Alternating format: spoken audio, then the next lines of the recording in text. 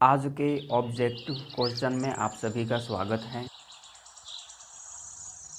हमारा क्वेश्चन है, न्यूटन के नियमों के संदर्भ में निम्नलिखित कथनों में से कौन सा या से सही है या हैं।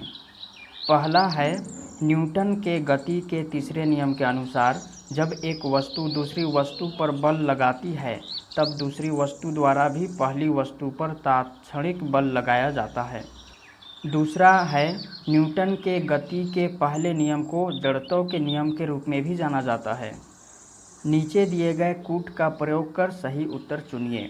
ऑप्शन ए है केवल एक, बी है केवल दो, सी है एक और दो दोनों, और ऑप्शन डी है ना तो एक और ना ही दो।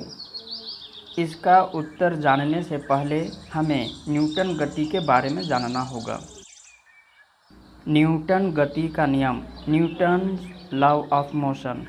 प्रथम नियम के अनुसार यदि कोई वस्तु स्थिर हो या एक समान गति से चल रही है तो वह उस समय तक स्थिर रहेगी अथवा एक समान गति से चलती रहेगी जब तक कि उस पर कोई बाह्य बल ना लगे।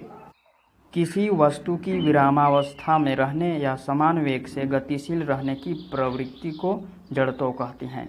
यही कारण है कि गति के पहले नियम को जड़त्व का नियम भी कहते हैं।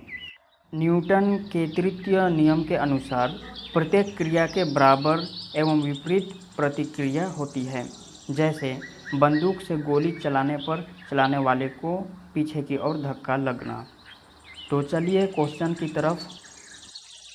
हमारा क्वेश्चन है, न्यूटन के नियमों के संदर्भ में निम्नलिखित कथनों में से कौन सा या से सही है या हैं।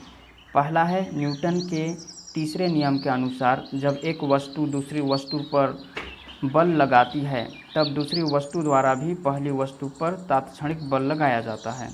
तो यह भी सही है। दूसरा है, न्यूटन के गति के पहले नियम को जड़त्व के नियम के रूप में भी लिखा जाता है। यह भी सही है। तो स्पष्ट है हमारा राइट आंसर ऑप्शन सी है, एक और दो दोनों।